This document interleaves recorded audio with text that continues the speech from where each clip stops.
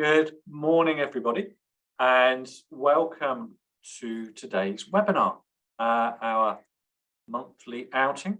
As you can see, we've got more yardstick people than you can shake a stick at today joining you, as we debunk 10 myths and misconceptions about newsletters. So to say, welcome to the call, everybody. And today is all about proving that newsletters aren't just a tick box exercise. And it's not a case of once you've built a newsletter, you can wash your hands of it, or once you've signed up to a newsletter, you can wash your hands of it. And I guess to put it another way, a bit like websites, not all newsletters are equal. Yeah, so just because it's got a newsletter label on it, might be very good, might be poor. So as I say, we're going to be debunking these myths and misconceptions today. On your way into the webinar, you will have seen the poll, and 86% of people have voted on the poll. So if you've not yet put your vote up there, would you mind doing so? That would be great. And I'll reveal the results of the poll in a minute as we're going through the content today. In the meantime, I'm going to hand you over to Dan. Most of you know Dan by now, to do a bit of housekeeping, if that's all right, Dan. Yeah, sure thing. Thank you. Let's do some housekeeping. So as Phil correctly says, I'm Dan. I'm the head of branding and design here at the Yardstick Agency. And my job, as always, is to make sure everything's running smoothly and keep us on track and on time. So I'll be keeping an eye on any technical issues that might arise and also any questions that you ask. And looking at the attendees, we've got plenty of familiar faces in the crowd today. So you'll know how these sessions work, and you'll know that they work best with plenty of input. So we're going to be debunking 10 myths and misconceptions around newsletters today. So if you do want to add to that list, don't be shy. Let's hear what you've got to say. Ask questions, share your experiences of what has and hasn't worked. Tell us if we're speaking sense or speaking the opposite. And as usual, there are two ways you can do that. So the chat function and the Q&A box are your best friends here. I'll be monitoring both and reading them out at natural breaks along the way. And time permitting, there's always a period at the end where, if we can, we'll sweep up any final ones that we've got. And in a Yardstick webinar first today, we'll be joined by Nick Parkhouse, our head of content, who will be joining Phil in conversations around all things newsletters. And a follow-up email with a recording of this session will land in your inbox later on, along with any links and resources that we mention. And of course, we've got Abby to thank for that, who's working tirelessly behind the scenes as always. So without further ado, over to Nick and Phil to put their berets on, get their welding torches out and bust some myths. Yeah, Dan, thanks for that. Didn't realise it was fancy dress today. So what are we going to talk about? We're going to talk about the 10 myths and misconceptions about newsletters. We're going to have another yardstick first. We have a little commercial break in the middle. It'll take 30 seconds, but I thought we really shouldn't be here talking about newsletters unless we absolutely take the opportunity just to explain our proposition to you. And at the end, we're going to do a couple of updates, next webinar, a couple of new things we've put on the shop, and something exciting coming out this Friday in our weekly newsletter. So that's what we're talking about today. As Dan says, do ask questions, do give us feedback. We only make these presentations better by learning from people who are on the call. So ask questions, give your feedback, and share your experiences as well. If you think we're talking absolute rubbish about something, then please do shout out. Okay, so myth number 1. My clients don't or won't read a newsletter. And for us, you've got a couple of options here. You can believe that myth or that misconception, which is sitting in your head. Or you can base the decision on data. And the beauty of newsletters, assuming it's not sent through the post, because at that point, you've got no clue what happens to it. You don't know if someone read it cover to cover, it went straight from the format into the recycling, or the bloody dog ate it. You've got no idea what happened to it. But with an email newsletter, electronic newsletter, you absolutely do.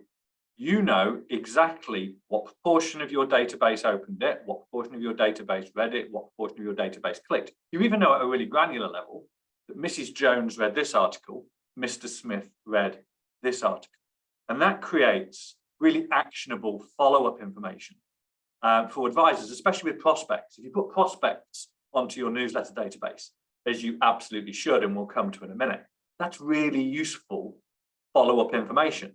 Prospect came in 6 months ago, didn't immediately sign up, and therefore you monitor their activity on your newsletter.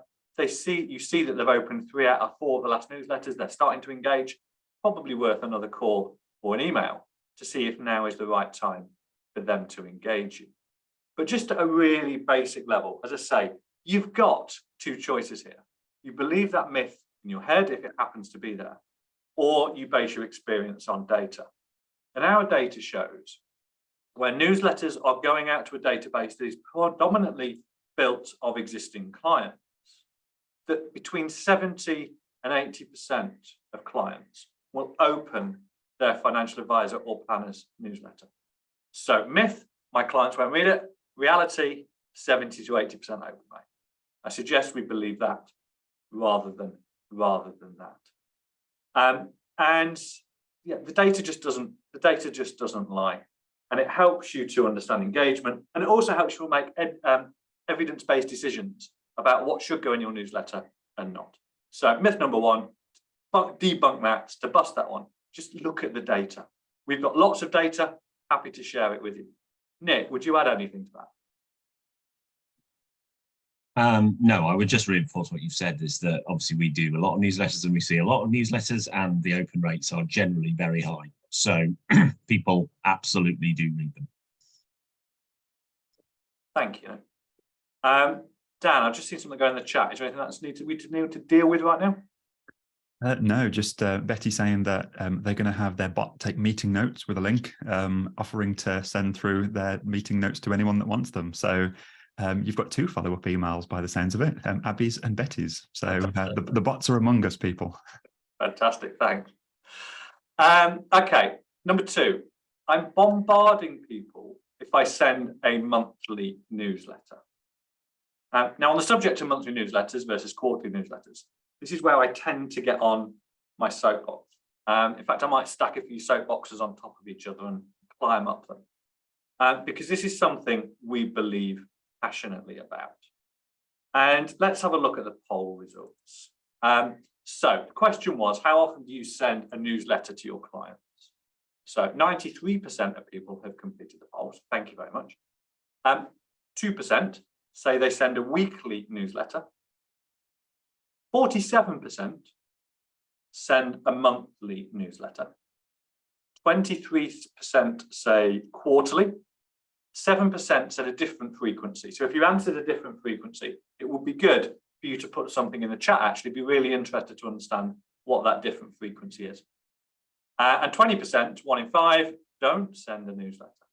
So I'd be interested to, for those people who don't send a newsletter right now, be interested to know what the reasons are. Is it because you've not got round to it, you don't see the value, cost? Is there another reason there? So I'd be really interested to understand that. So at the moment we have, let's say, about 50% of the audience today sending newsletters on a monthly basis.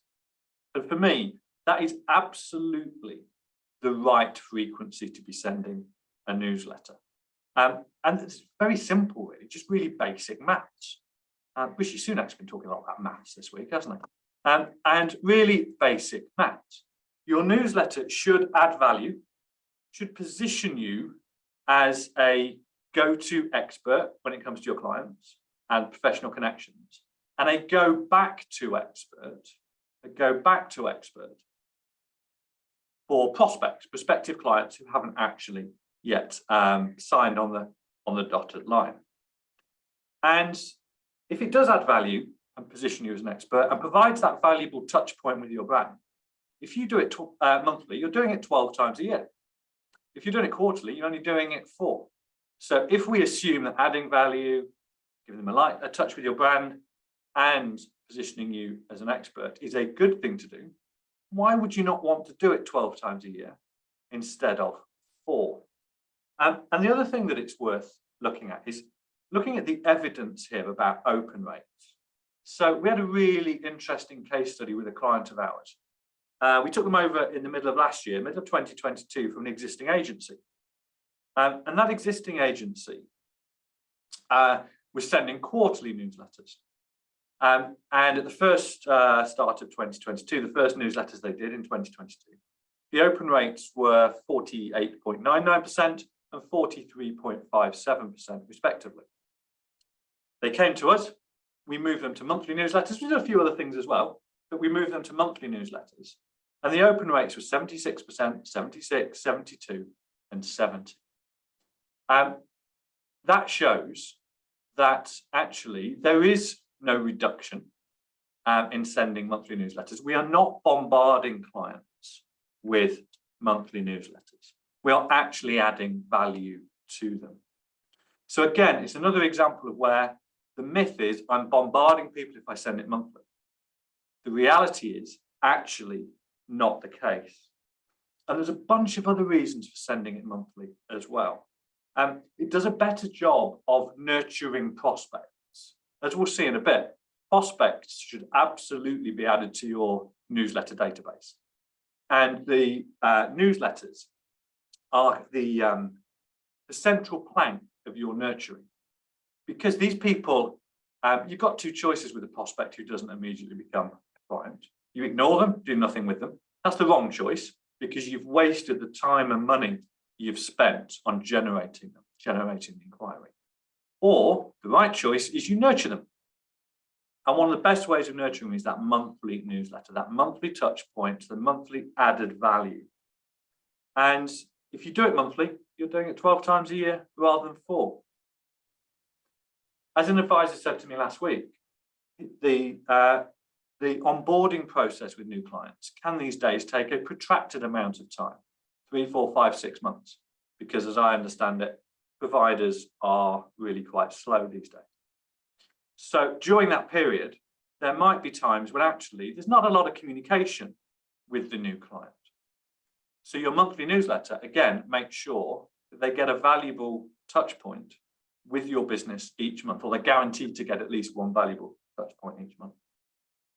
Then the other thing with monthly newsletters, the other two reasons, the consistency of sending them out breeds confidence that you are reliable. So I can think of a couple of advisors, planners, coaches. So Graham at GrowWiser, 11 a.m. every Friday morning, his newsletter lands in my inbox. Just so happens it's the time we start our parish meeting with everybody getting together at Yardstick. But I know 11 a.m. every Friday morning, I hear off Graham. To the point, if it didn't land in my inbox, I would actually send Graham an email to say, "You all right, mate? Has anything gone wrong?" Andrew Nelligan at Nelligan Financial down in Devon, 9 a.m. Saturday morning, he does the same thing. And if I'm a prospective client of Graham or Andrew, I'm just going to feel really confident that they are reliable people. I'm getting their newsletter at the same time each week. And both of those, interestingly, do weekly emails. And then lastly, you can communicate news with monthly newsletters in a timelier way. So if something changes, if there is something you need to react to, and your next newsletter is not due out for another 12 weeks, yes, you could do an interim newsletter, but actually you can communicate far more timely with monthly newsletters. And we wrote a blog about this a couple of weeks ago, definitive guide as to why you should send newsletters each month. And we'll put a link to that in the follow-up notes. But again, busting this myth, people, you are absolutely not bombarding clients, prospects, professional connections by sending a monthly newsletter. Nick, anything you would add to that before you take myth number 3 and bust that for us? Yes, I would just add one thing, Phil, which is I've had conversations with clients who have been sending monthly newsletters. For whatever reason, they've stopped. I think one decided to go to quarterly, and one just decided that they didn't see the value and stopped them. And the next thing that happened is that they received loads of calls from clients saying, "Where is it? Where's my newsletter?" And then immediately both of them kind of undid their pausing and then went back to doing what they were doing before, because people just rang the office and said, "Well, my newsletter's not arrived. Where is it?" So the opposite of what you're saying, you're not bombarding them. People come to it, people want it and expect it, and then when it doesn't arrive, they they just call your office and start harassing somebody in your team for it. So I might once Friday not send the yardstick newsletter and see what happens. Yeah, because we go every Friday at 7:30 a.m. Anyway, so that's myth number 2, well and truly busted. Nick, do you want to take number 3?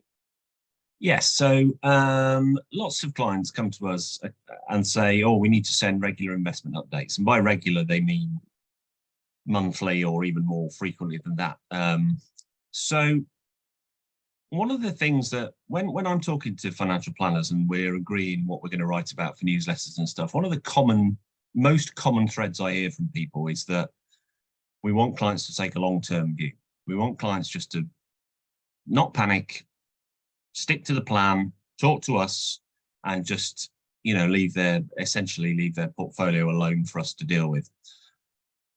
To me, sending a regular investment update says the exact opposite of that. It is encouraging people to look at the performance of their portfolio or to review how markets have gone and stuff. So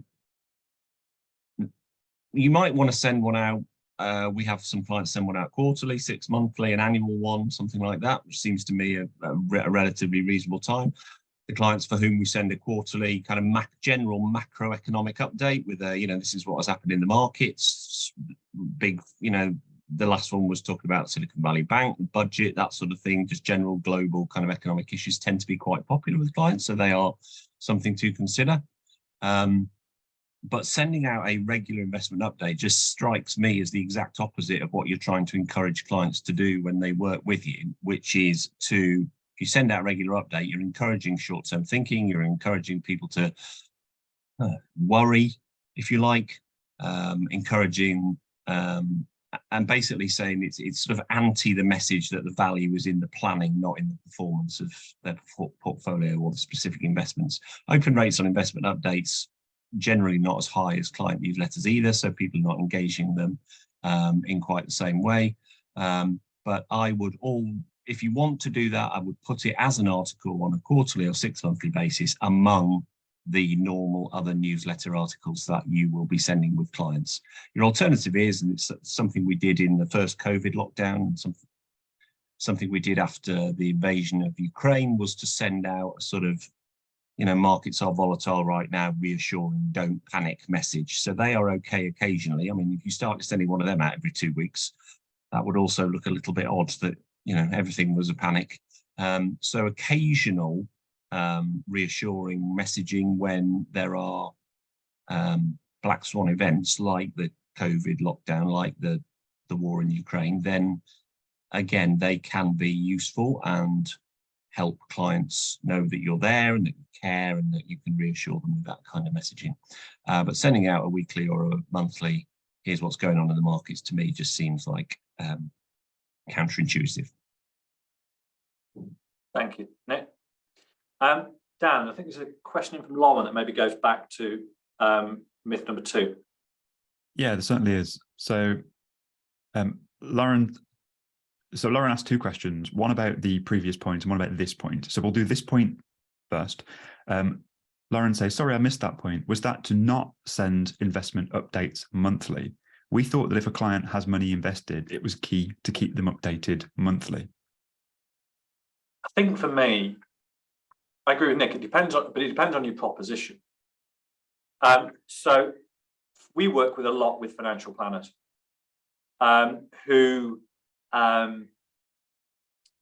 they peg their value to the plan and helping clients achieve their goal, and generally talk a lot less about investment performance. And I completely agree with Nick. If you are then giving a weekly, monthly investment update, there is a mixed message there. So for me, personal opinion, I would agree with Nick. I wouldn't send investment updates monthly. And I was on the phone. This is an anecdote, not evidence, but I was on the phone with a client earlier on in the week. And they've just added, we do 3 articles to them, and they've just added an investment update as the 4th article. And it's a macroeconomic update written by their model portfolio provider. And in the first 3 months that they've done it, it's been the least well-read article out of all 4. Just people don't tend to be interested in it. Look at our client survey results. When you ask the client about what elements of your service they really value, investment management is generally the 6th or 7th most popular answer. But again, I would say be led by the evidence. Look at your data. Yeah. If you're sending your investment updates via MailChimp or .digital or HubSpot or whatever, you'll be able to get data. You'll be able to look at open rates. You'll be able to look at click to open rates and follow that evidence. Sorry, that was a rambling answer, Dan. No, thank you for that. So going back to Lauren's first question, this was about the previous point. Lauren asks, do you recommend therefore having a set time and day to send the newsletters rather than as and when they're done? We send a quarterly one, but this isn't set to a specific day or time. My view, and I'll get Nick's in a second, my view is yes, you absolutely do try and send your newsletter at a set time. So whether like take Andrew Nelligan, 9 a.m. Saturday morning, Graham at Growwiser, 11 on a Friday, Yardstick, 7:30 a.m. on a Friday. Because that pattern of consistency is really, really important. What I would say is, I don't know whether you build up that pattern of consistency quite as well on quarterly newsletters. I have a sense that each quarterly newsletter maybe comes as a bit of a surprise. And it's much harder to build up that pattern of sending. Carl Richards, for example, most of us will know Carl Richards on this call. I get his email at 3 p.m. on a Thursday.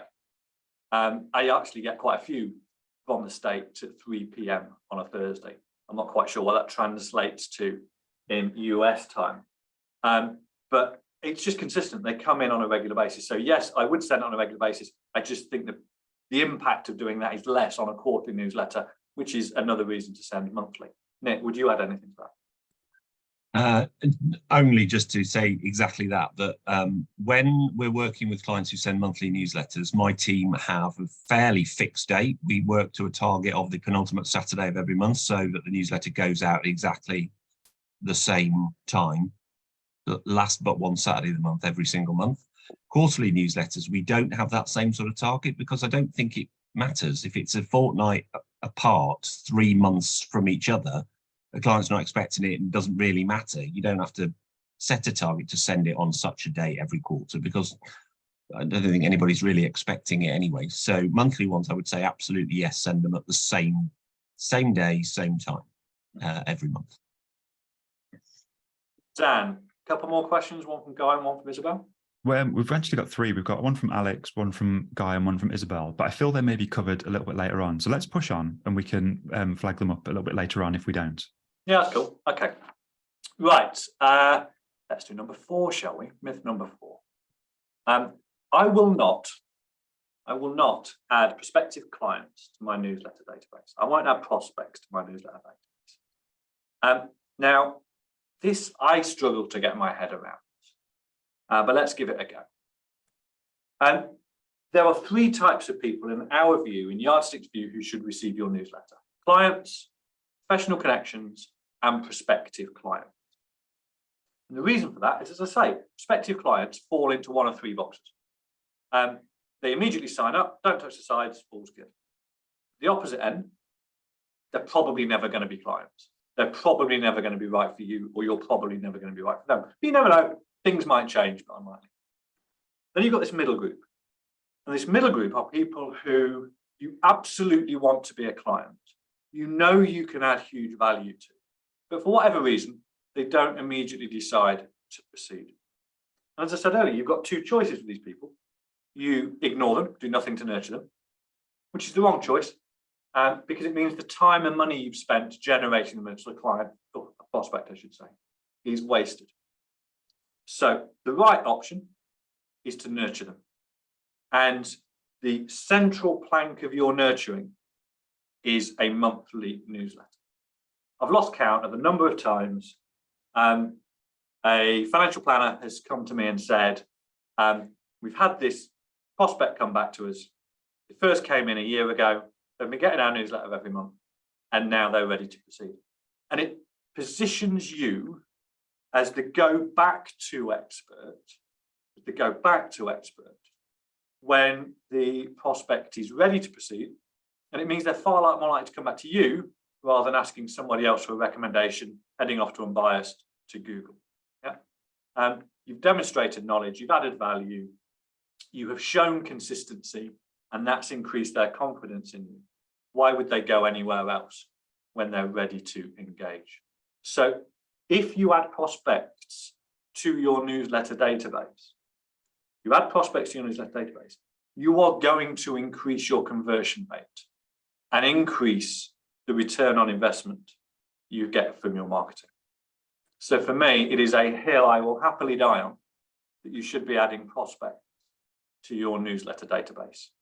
From a GDPR perspective, which I think one of the questions was about, Dan, there is a myth that you need to have consent to send prospect newsletters. There is a myth that's a myth that's often perpetuated by compliance department. There is a myth that the 6 legal bases for processing data under GDPR are hierarchical. They're not. They're all equally valid. So go and Google legitimate interest ICO, and that will bring you a page up from the ICO that talks about the legal basis of legitimate interest for processing somebody's data.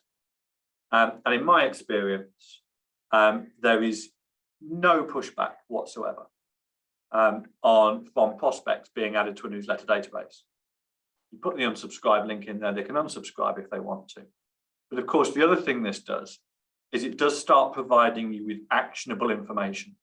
So if you send your newsletter out, or we do it for you, look at who's opened it each month, look at who's clicked which articles, compare that to your new inquiry spreadsheet, which shows prospects, and it will flag up prospects who are opening and engaging with your newsletter. They are worth a telephone call or an email saying, seeing you've been interested in the newsletter, is now the time to continue our conversation. And that's a great example of where we are using data from newsletters proactively to try and increase conversion rates. So as I say, hill I will die on, really important that prospective clients, prospects, are added into the newsletter database. Nick, would you add anything to that? I think the only thing I would say was just that we sent around about 4.5 million emails last year, and people can unsubscribe from them if they want to. I don't think we had, well, I'm sure we have not had any complaint about anybody being added to a newsletter against their will or data protection or anything like that in the 4 years I've been here, which is going to be 10+ million emails sent. So it's something that sits in here for some advisors and some people in compliance, but actually in reality is not a problem. So Dan, I think that answers one of those questions that came in. Hope that's okay. Yeah, that's perfect. Thank you. Just on that subject, we've got 2 more questions. So Jade says, based on what you've said, do prospects not need to sign marketing declarations to be added to a newsletter? If you have legitimate interest in your privacy policy and you can prove legitimate interest in a challenge, and I absolutely think you can, if you are sending it to people who've made an inquiry, then no, you do not need them to sign a consent to receive the newsletter. Perfect. And on the subject of prospective clients, Jade says, we send a monthly newsletter to clients and then another monthly one to prospects where the content is different. Should they be different, or is it perfectly fine to have the same content? I'd like to see a couple of examples. I can't think of, one of the things we're going to talk about on myth number 5 is the relevancy of content, actually, in the context of professional connection.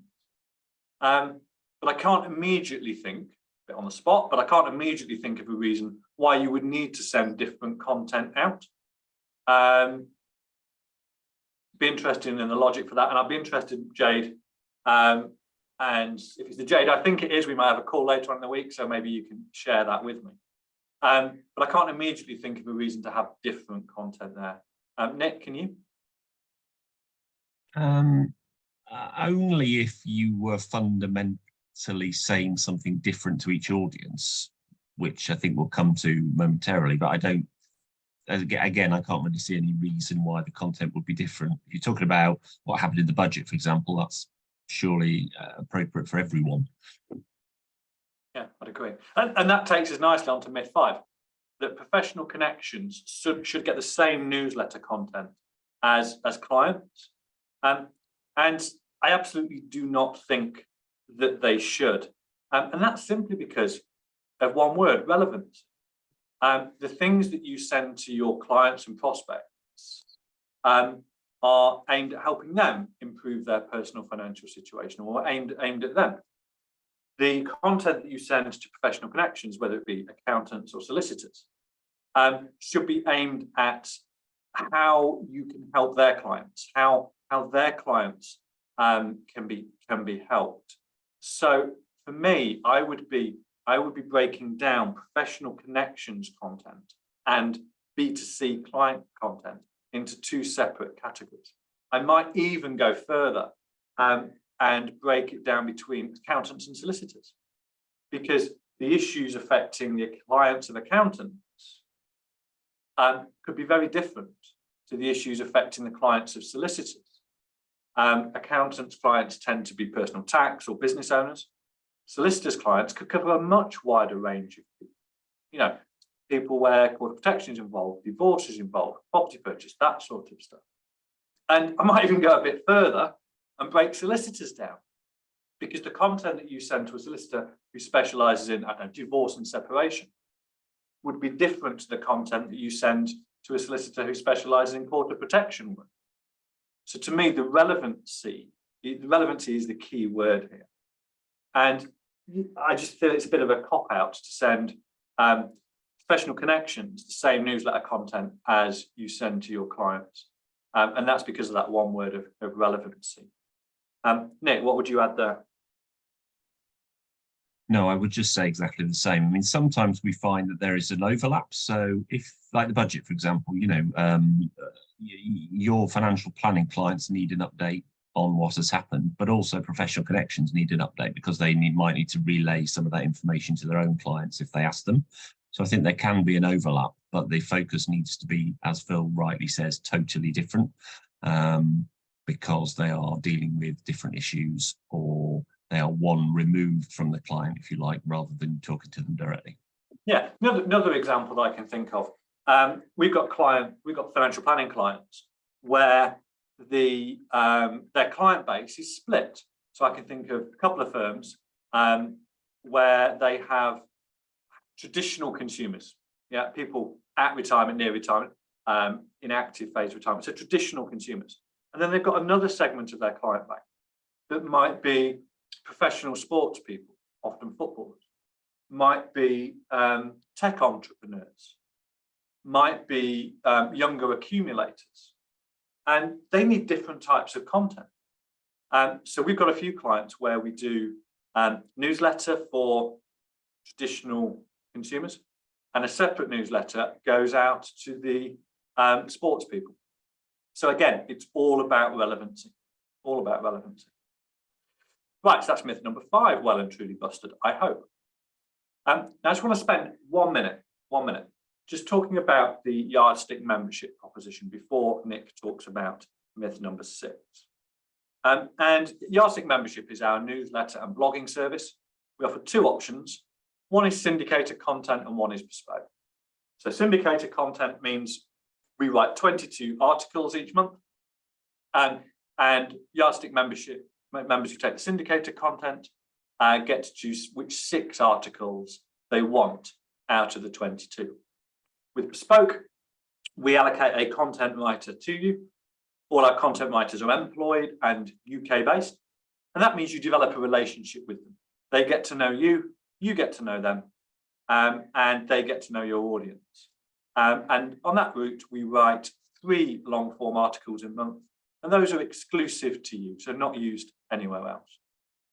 Part of the membership package, we then add those articles to your website and send out in an electronic newsletter. We don't use PDFs, and we might come to that in a bit. And I think that was a question, Dan, that came into the chat that we'll deal with. Also, as part of the membership, there is a monthly guide that comes out. So April's guide, I think, Nick, was a guide to financial wellbeing that was written in connection with Chris Budd. Earlier on in the year, we've done Guide to ISAs, tax year end planning. And those guides are put into your brand, added onto your website, and put into your newsletter. So Yardstick members over time, on their website, they get a really valuable resources section built up and a blog section built up. We provide detailed management information to show headline open rates, engagement levels, but also what Mr. Smith read, Mrs. Jones read. And we do a budget update. So Lord knows how many budget updates we did back in March, but I think it was over 150. We do the budget update on the day of the budget. It's no good sending it 2 weeks later. The ship has sailed. So we do the budget update on that day. That's included in there. And then we do discounts on ad hoc updates and our online shop as well. So if anybody wants to know more about Yardstick membership, Abby, if you could just put a link in the chat, that would be great. And we'll cover that off in the follow-up as well. That's the end of the commercial break. Nick, myth number 6, this one for you to bust and take. Yes, so when we're writing content for clients, I think a lot of clients when we meet for the first time assume that we're going to be focusing on quite serious, like sort of money, financial related articles. And for some audiences, that is absolutely the right thing to do. Myth number 6, my clients don't want to hear about my business or read lifestyle articles. So let's want to hear about my business first. I can sit here and assure you they absolutely do want to hear about your business. People buy people, and your clients, you will have developed a personal relationship with them, and they will have a personal relationship with you and the people in your business. So we do, a lot of clients embrace this, and we do update. If you're a very big business, you can do this every month. There's tons going on. If you're a small practice, you might want to do it once a quarter, just keep all the things that have been going on in and around the business and include it in a quarterly update. But people really do want to know. They want to know what charity work you've been doing, what awards you've won, whether you've been in the local press. They want to know if you've been to the local school to do a presentation to kids. They want to know if somebody's run a marathon. They want to know if somebody's had a baby or somebody's got married or engaged or all that sort of thing. They absolutely buy into you as a planner, as a business, and they want to hear what is going on. They are consistently amongst the most read articles in a newsletter. Often they will be the most popular article in any given month with the readership. Lifestyle articles similarly. So one of the things, what are we trying to do with the newsletter? We're trying to engage with people. We're trying to get people to open a newsletter, click through, go to your website, read something that interests them, engage with your brand. They might not be interested in inheritance tax or pension planning. They might have already retired. They might not be interested in how to build up a nest egg for children. They might not have children or grandchildren. They might not be interested in that. So what you've got to try and do in a newsletter is give them variety. You've got to give them options and something that actually I'm not interested in reading that, but I will read this article about retirement bucket list holidays I can go on, or how to keep your mind active in retirement, or what are the best dog breeds to have if you've already retired and you just want, you know, a sort of straightforward dog to look after and all that sort of thing. You got a lot, you know, financial planning is based on goals. It's based on what people want to do with their life. So why wouldn't you include articles about the things that people want to do with their life, which is travel, it's be well, it's get better sleep, it is to reduce the stress of owning their own business and to get a better work-life balance. It is about popular culture. Here's 10 autobiographies you should read that are coming out this year that whatever. I've written articles about books that every entrepreneur should read, films that are coming out this year, films about money. So there are loads of options that you can take here that will provide your clients with some variety. The best newsletters we send for me are the ones that we include one topical financial planning article about something that will affect your demographic of clients, one that's got something about what is going on in your business, and one lifestyle article about something that clients might be interested in from a travel or health or wellness perspective. the open rates are great because you will read one of those things. If a business you work with sent you that newsletter, there would be something in there you would be interested in reading. So always feel a bit sad when a client says, no, we don't want, lifestyle articles. We just want straight financial planning, because you think, well, some people are going to read that, but a lot of people want something a little bit different and a little bit more engaging, perhaps, from time to time to read. Yeah, I completely agree. As we said before numerous times, just because someone's got a financial plan doesn't mean they're interested in money. The opposite could be true. Yeah, and therefore, if you can provide them something else to read in the newsletter, that has to be a good thing. Thank you, Nick, for that one. So, number 7, don't want to resend it to non-openers. Don't want to resend it to non-openers. So this takes a little bit of explaining. However, what we do here at Yardstick is we send your newsletter out on behalf of the clients that we work with.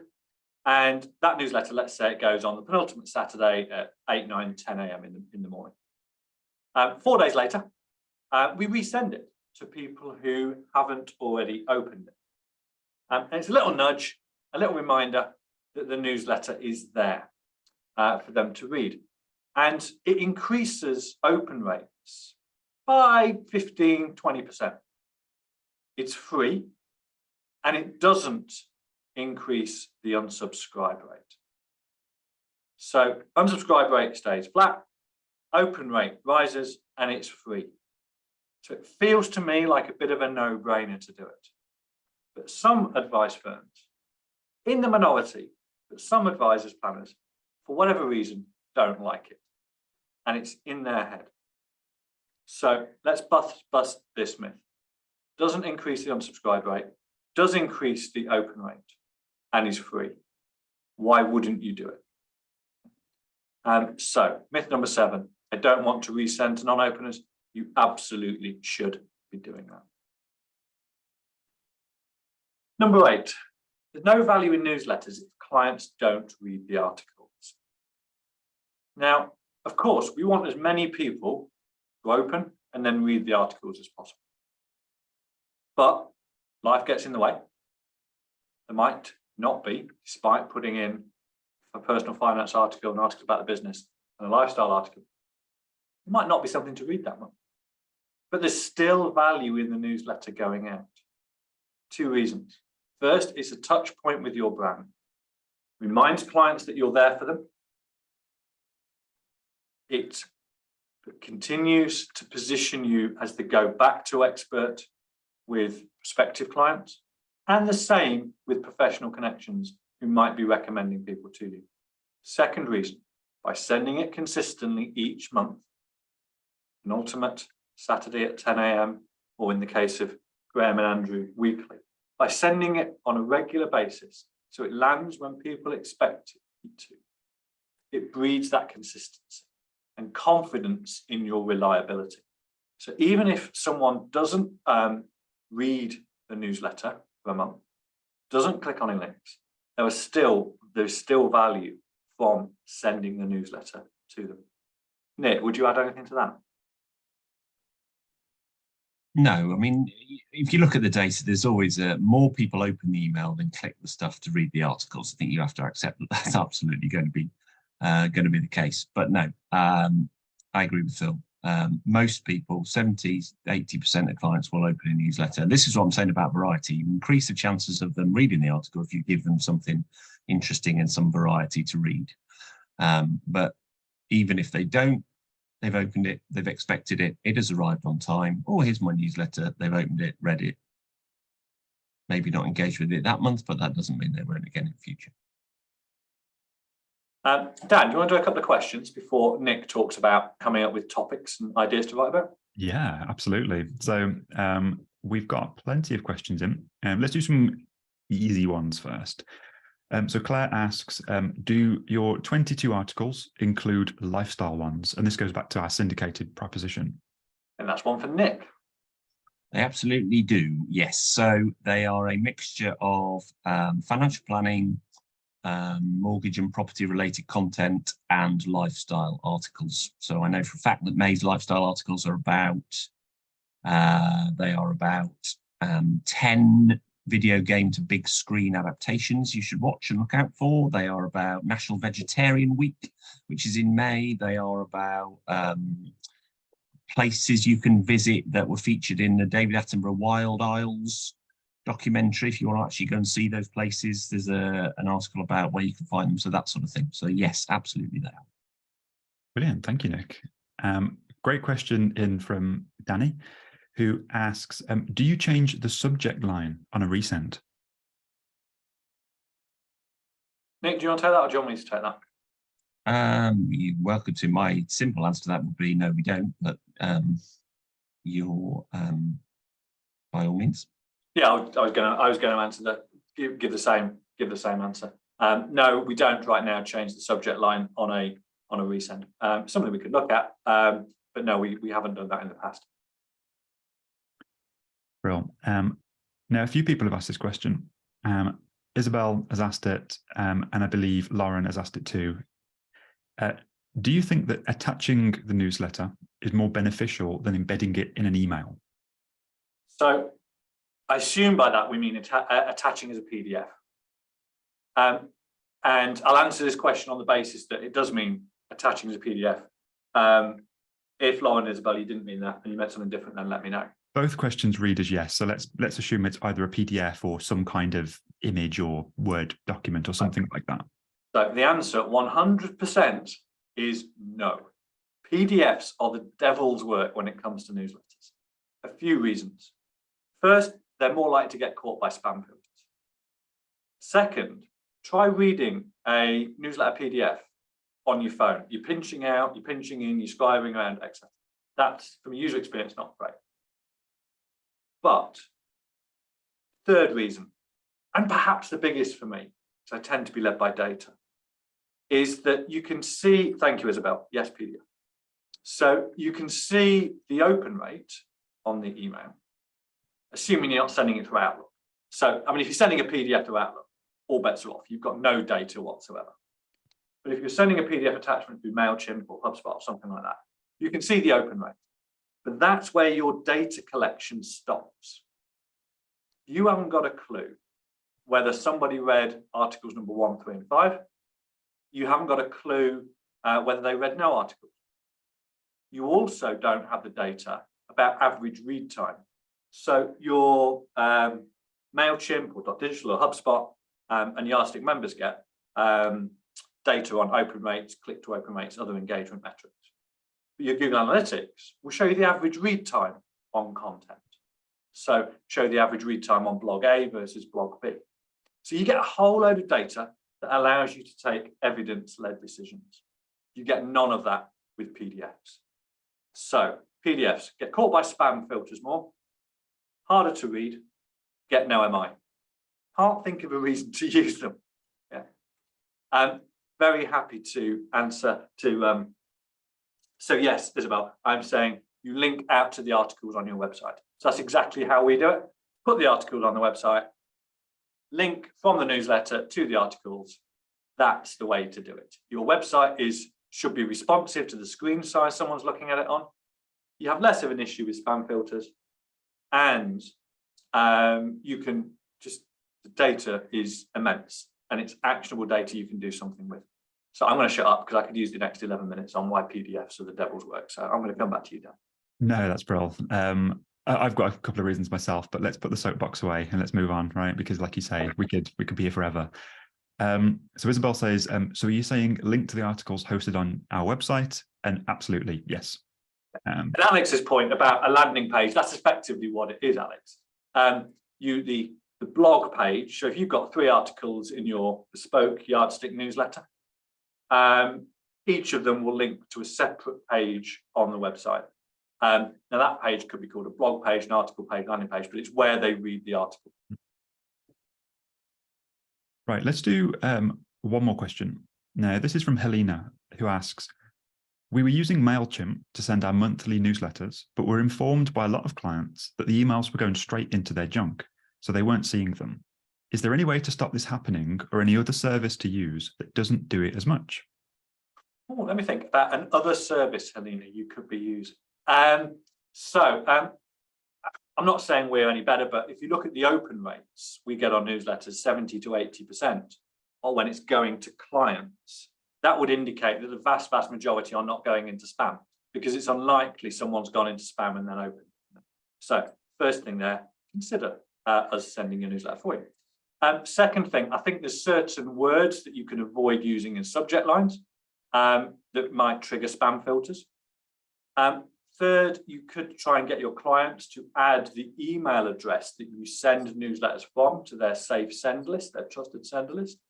That should help as well. And then I'd go and look at the data, because in my experience, and I'm not saying this is the case here, Helena, but in my experience, when an advisor says, oh, all our emails are going into spam, I've then gone and looked at the open rate. And the open rate's like 75, 80%. I'm thinking the two things don't compute. So sometimes I wonder if it's the number of clients saying it's gone into spam is actually relatively small, but the effect feels relatively large. Nick, would you add anything to that? No, I think there is absolutely no way you can stop every single newsletter you send from, sorry, let's do the other way around. There's no way you can guarantee that every newsletter you ever send will end up in a client's inbox and not in spam from time to time. There's just no way you can do that. But as Phil rightly says, safe senders list, avoiding, if you personalize the emails, for example, so if you make them so they say, dear Rachel or dear Sarah or something like that, that is less likely to go into spam than something that just says hello, for example. Because so there's little things you can do it, but you won't be able to eliminate it 100% of the time. Yeah, partly because you don't know what the spam filter settings the recipient has got it set at as well. Yeah. Right, let's do myth 9 and 10 for the next 2 or 3 minutes, and then Dan will do some questions so we finish at 11 if that's okay. Yeah, sounds good. So myth number 9, as head of content, Nick, it feels sensible that you take this one. Yes, so it's hard to come up with topics to write about. So if you are sitting there thinking, right, I've got a newsletter to write and I've got to write 3 articles about financial planning and all, I've got to send it in a month and I don't really know what to write about. I'm going to sit here and tell you right now that you absolutely do. We write as a business probably 250 articles a month, something like that. So if you find it hard to come up with 3 articles, we've got to write 200 and something. So there are, I assure you, topics you can write about. Now, I appreciate I do this for a living, but if I'm sitting there pottering around, having a cup of tea, and I read something on the Telegraph or on the Guardian or on the Daily Mail website, and I think, well, that's interesting, I will just send the article to me. I will just share it and I will just email it to myself. And when I come to sit there and at the start of every month, I think, right, what are we going to write for clients? What are we going to talk about? There will be a massive list of ideas of things that we talk about. My team and I have a meeting. It was yesterday, in fact, where we sit down, all the writers on the team, and we basically throw around ideas and come up with literally hundreds of ideas of stuff that we have seen. Standard Life have released a press release saying that this is a great one from Aviva yesterday. They asked people, if you were to name a financial advisor, what name would you give them? And 91% of people gave a man's name, right? This is something we came up with. So most people assume a financial advisor is a man, for example. So we're like, well, we'll use that with professional connections. We can use that with female financial planning clients, just, an absolute no-brainer type of article. There are always places you can go for research. Sign up for FT Advisors, Money Marketing's Money Week, Money Age's daily news updates. They will spam your inbox 3 times a day with tons of news topics and stuff to write about. What are your clients asking you? Is there something that your clients are particularly interested in? Have you had a case study of somebody that's got a really interesting scenario in their life that you think, actually, this will be relevant for more clients? You can anonymize it, but, I've talked to a client the other day and they're asking me about X, Y, and Z. Write about that. Write about what's going on in the business. Write lifestyle articles. Write, I had a client who told me that they were going to retire next Thursday, and the first thing they were going to do was to go on the Orient Express. So here it got me thinking about other train trips you could take when you retire. So here are some of them. There are, listen to your clients, listen to the news, and I guarantee you that you will find tons of stuff that you can write about. It doesn't even have to be financial related. It's the 50th anniversary this year of Queen, the band Queen's first album. And we have written I've seen at least 2 articles where we've been writing, what Queen's greatest hits can teach you about financial planning. A financial planner, you're my best friend. The compound interest, it's a kind of magic. So there are tangential things. You can get an article idea out of almost anything. So just write notes to yourself, send emails to yourself, however best you were, add it to a to-do list. And then when you come and sit down to write your articles every month, there'll be absolute font of stuff there that you can use.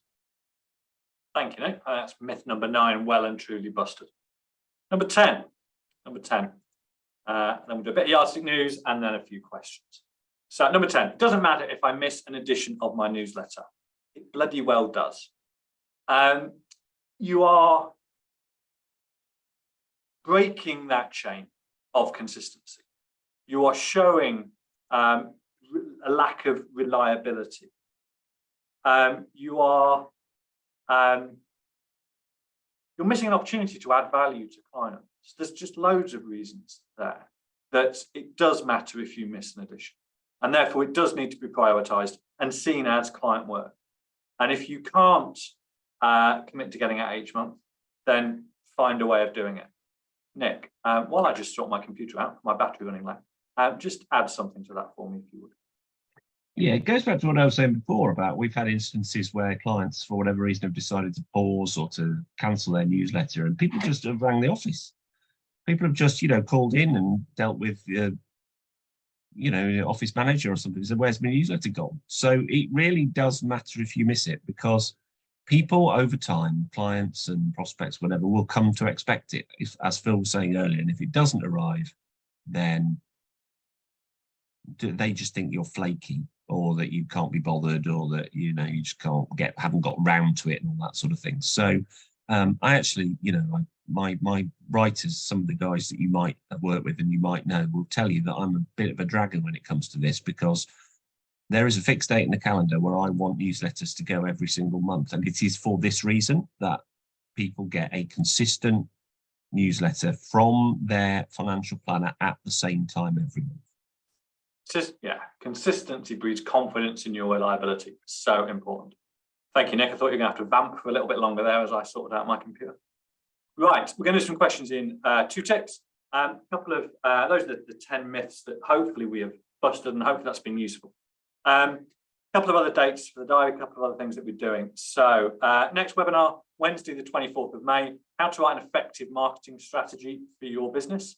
Abby will put a link into there, into the chat, and put it into the follow-up email. So how to write an effective marketing strategy for your business. We will be talking about that on Wednesday, the 24th of May. Talking of content, a couple of new things that we've got out on the Yardstick shop. So complete guide to managing your finances as a business owner. That's an e-zine. That's by definition, the e-zine is available in electronic format.